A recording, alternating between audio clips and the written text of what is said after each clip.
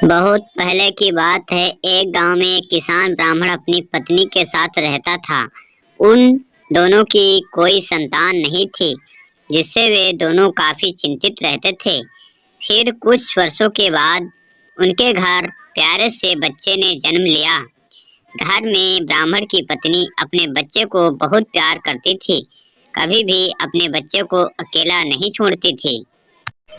एक दिन की बात है, किसान ब्राह्मण की पत्नी को अपने घर के बाहर नेवले का छोटा सा बच्चा दिखाई दिया, जिसे देखकर उस ब्राह्मणी को उस नेवले के बच्चे पर दया आ गई और वो उसे घर के अंदर ले गई और उसे अपने बच्चे की तरह ही उस नेवले के बच्चों को भी पालने लगी।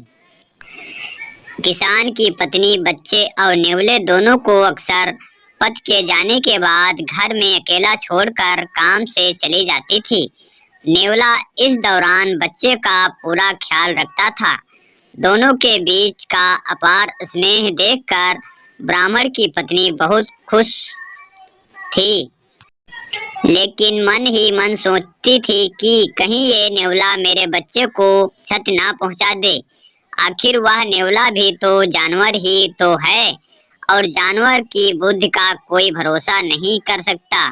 समय बीतता गया और नेवला और ब्राह्मण के बच्चे के बीच का प्यार गहरा होता गया। एक दिन किसान ब्राह्मण अपने काम से बाहर गया हुआ था।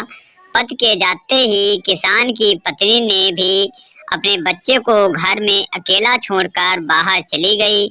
इसी बीच उनके घर में एक सांप घुस आया। इधर ब्राह्मण किसान का बच्चा आराम से सो रहा था, उधर सांप तेजी से उस बच्चे की ओर बढ़ने लगा। पास में ही नेवला भी था।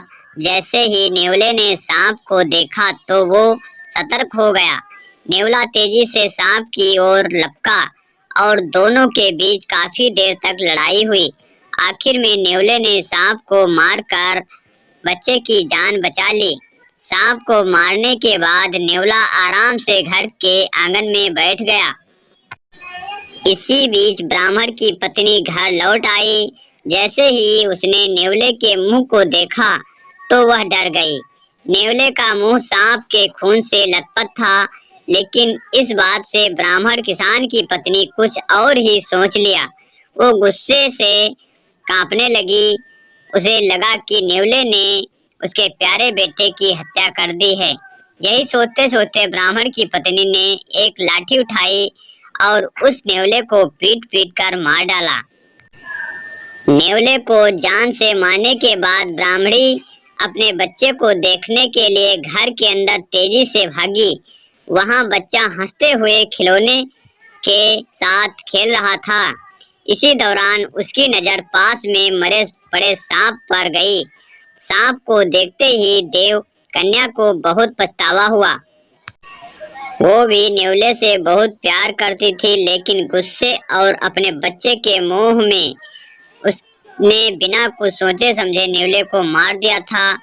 अब ब्राह्मण की पत्नी जोर जोर से रोने लगी, लेकिन तब तक बहुत देर हो चुकी थी। उसी समय ब्राह्मण किसान भी घर लौट आया। वह पत्नी की रोने की आवाज सुनकर दौड़ता हुआ घर के अंदर गया। उसने पूछा, तुम क्यों रो रही हो? ऐसा क्या हो गया? उसने अपने पति को सारी कहानी सुना दी।